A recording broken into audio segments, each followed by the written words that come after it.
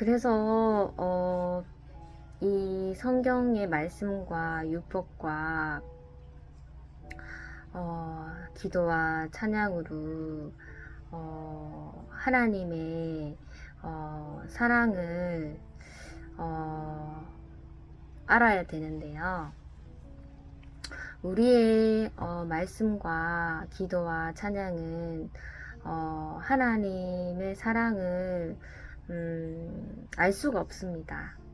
아무리 성경의 지식을 완벽하게 알아도 그것이 사랑이 아니라 그냥 지식의 만족일 뿐입니다. 그리고 기도와 찬양도 마찬가지인데요. 우리의 힘으로는 절대 성경책만 본다고 해서, 기도만 열심히 한다고 해서, 찬양만 열심히 드린다고 해서 하나님의 사랑을 알 수가 없습니다. 그냥 그것이 우리의 의로만 가득 찬 목적일 뿐입니다. 그래서 그러면 일반적인 사람들은 왜 교회에서 기도와 찬양과 말씀을 배우냐, 이런 궁금증이 생길 수 있는데, 그것은 우리가 하나님 앞에서 죄인의 모습으로서 서기 위함입니다. 같은 죄인이 있어도 하나님 앞에 서냐, 아니면 하나님 없이 없는 곳에서 죄인으로 서냐는 엄청난 차이가 있습니다.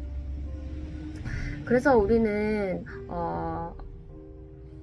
우리가 교회에 가고 말씀과 기도와 찬양 앞에 설 때에 우리가 점점 더 하나님의 빛으로 가까워질수록 우리의 어둠이 밝혀지면서 우리의 안에 있는 죄성이 하나님 앞에 온전하게 드러나야 합니다. 그런데 우리는 반대로 교회를 다니면서 말씀과 기도와 찬양을 하면서도 우리의 죄를 자꾸 하나님 앞에서 감추려고 하는 게 있습니다. 왜냐하면 우리가 죄를 인정하면은 우리가 분명 교회 소속이고 하나님 자녀 소속인데 우리가 의롭지 못한다는 그런 불안감과 그런 정죄 앞에서는 우리는 자꾸 우리가 회개하게 되고 우리가 죄를 자꾸 감추려고 한다는 것입니다. 그래서 제가 정말 하나님의 사랑을 알기 위해서는 우리가 모두가 죄를 가지고 있지만 그것이 하나님 없는 곳에서 죄를 드러내는 것이 아니라 하나님 앞에서 우리가 죄를 드러내고 우리의 솔직한 감정대로 따라가다 보면은 우리가 얼마나 정말 그 법적인 그런 죄는 짓지 않을지라도 그런 마음을 항상 가지고 있다는 것을 깨닫게 됩니다. 그래서 예수님도 죄인을 부르러 오셨다고 한 것이 그 이유입니다. 그래서 우리는 교회 생활을 하지만 항상 하나님 앞에서 우리의 솔직한 감정을 드러내는 게 중요합니다. 그렇다고 해서 하나님께서 그 자리에서 바로 벌을 주고 이런 게 아니고 하나님께서는 기다려 주십니다. 그리고 우리가 의인이 될 수 없는 것을 하나님께서 우리를 부르심으로 우리의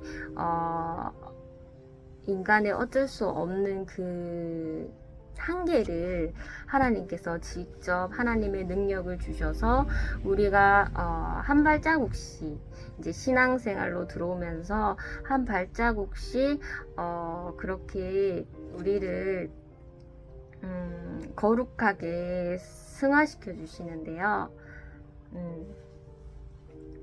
그래서 이제 그 하나님이 주신 그 사랑으로서 우리가 성경책에 기록된 그런 예수님의 발자취를 하나하나씩 성취해 주시는 것입니다. 그래서 우리는 정말 기도와 말씀 이런 찬양 생활만 열심히 하는 것이 아니라 그 모든 그것을 포함하고 있는 그 하나님 사랑을 우리가 기다려야 한다는 것입니다. 그런데 우리는 기다리지 못하고 항상 갈급함을 조금 가지고 있는 것 같아요. 그래서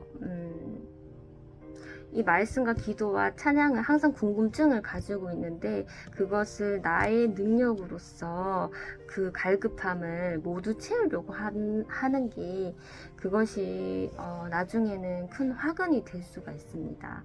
하나님께서는 하나님 앞에서 솔직한 우리의 모습을 가지고 기다려라고 했습니다. 하나님이 능력 주실 때까지. 근데 그 기다림을 우리가 못 견뎌 한다는 것이죠. 무언가 더 말씀에 더 깊은 깊이가 있을 것 같은데 그것을 더 우리가 우리의 노력으로 알려고 하는 것이 그것이 오히려 독이라는 것입니다.